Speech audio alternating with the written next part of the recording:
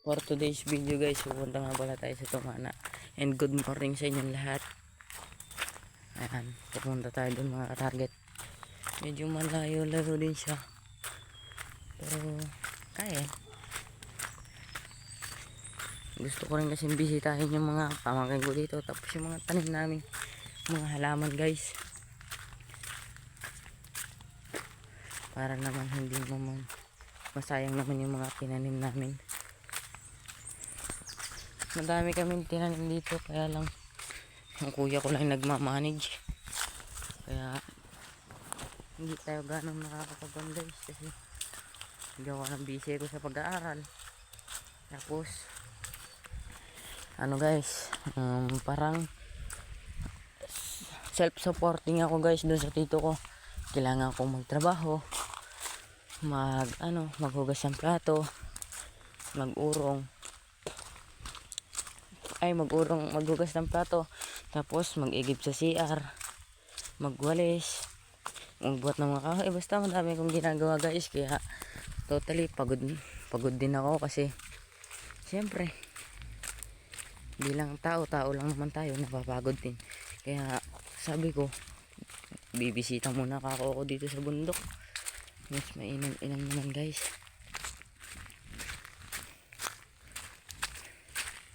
para naman sa ganun hindi naman ako mainit naman na puro tindahan na lang lagi nakikita ko, tsaka yung mga gawain ko na lang. Gusto ko namang balikan talaga yung gusto kong gawin. Sabi nga nila, kung anong gustuhin mo, yun na yung gawin mo, kasi hindi mo naman na magagawa yun. May enjoy mo na lang ang buhay. Kaya ito guys, ni-enjoy ko ang buhay natin. Sa totoo lang guys, pagod ako dun sa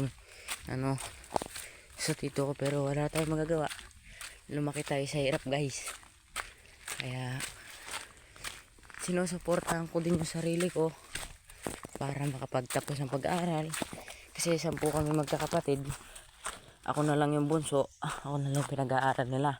Kaya sabi nga nila, kung hindi man tayo makapagtapos na lang ako ng pag-aaral ko, nang sa ganun naman, kahit pa paano guminhawa naman ang buhay ng mga magulang ko guys. Siyempre ganun na rin kaming lahat, para naman makatulong ako. Tapos parang hindi naman tayo masyadong siyempre ganda na rin yung nanay at tatay ko, kaya ako na lang din guys yung nagpupursige mag-aral. Kaya kahit pa paano guys, pagod man tayo, tupad lang, pinapatibay ko na lang yung sarili ko guys. Kahit na pagod ako, tinutupad ko na lang lahat para lang sa pamilya ko. Kaya gagawin natin to lahat. Sabi nga nila, sino pa na hindi ko kaya, sabi nga ng ibang tao, kasi wala daw kami mararating, kasi nga magulo daw pamilya namin, wala kami mararating. Sabi ko, okay lang nasabihin nila yun, basta alam ko naman sa sarili ko, alam ko naman din na na may mararating ako, basta magtiyaga lang ako. Kaya ito, nagpupursige kong mag-aral kahit na mahirap. Importante lang makapag-aral ako,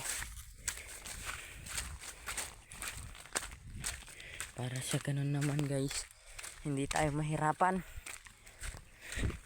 Mahirap na nga ang buhay kung hindi ka pa nakapag-aral, baka masalang komplikado, wala naman kaming hanap buhay na maayos. Kaya yan, sinusuportahan ko na lang yung sarili ko. Gawa na yung mga kuya ko naman, yung iba may sarili ng pamilya. Sa 10 kasi magkakapatid guys, 2 na lang kami walang asawa, pareho pa kami lalaki. Yung isa nagtatrabaho na, kaya ako na lang nag-aaral guys. Tapos yung naman, iba may kanya-kanya ng pamilya, hindi na halos nila ako na susuportahan. Kaya ito, mahirap man ang naging buhay namin. Pinipilit ko na lang ito itawid para lang kahit papaano naman may pagmalaki naman, may masabi naman yung mga magulang ko na may napagtapos silang anak. Doon lang guys, masaya na ako eh. Yung sabihin na ano naman, para kahit papaano yung mga kamag-anak ng nanay ay tatay ko, hindi maano din nila, ma-realize din nila na mali yung ginagawa nilang tinatapak-tapakan nila kami. Sa totoo lang guys, kaya nagsasakripisyo ko dito. Yung mga kapatid ng tatay ko, tapos niyang harugain ng maliliit, hindi man lang siya tinurin na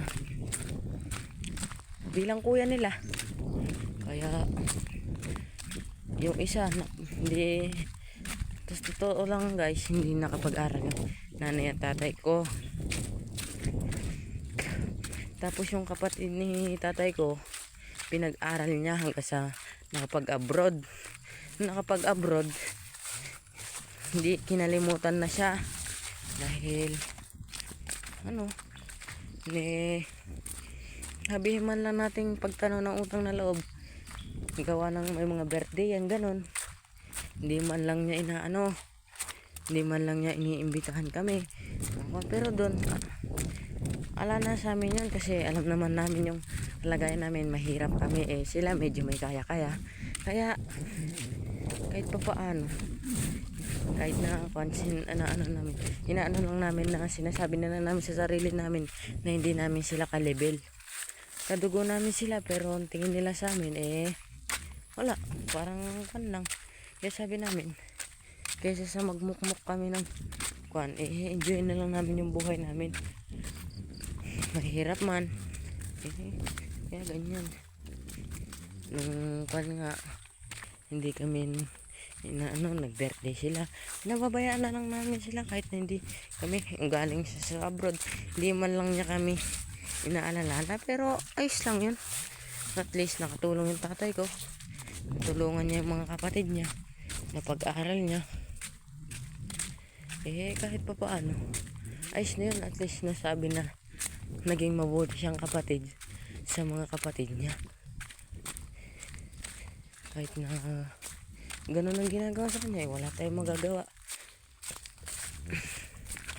Ganun talaga yung mga kapatid ni tatay.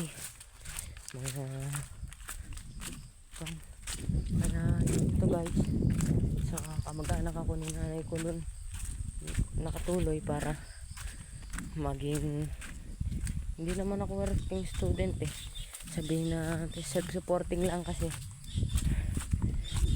parang nagkatrabaho ko sa kanila pero wala ko sweldo, pero sila na bahala sa pambaong ko.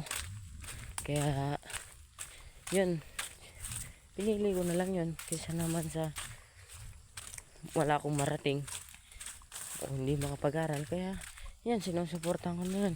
Kaya sa mga kabataan dyan na pinag-aaral ng mga magulang, ay mag-aral ko ako sa inyo, mag-isip kayo. So ngayon dito na lang tayo guys, kasi mamamandaw pa ako ng silo guys. Yeah, bye bye, I love you guys.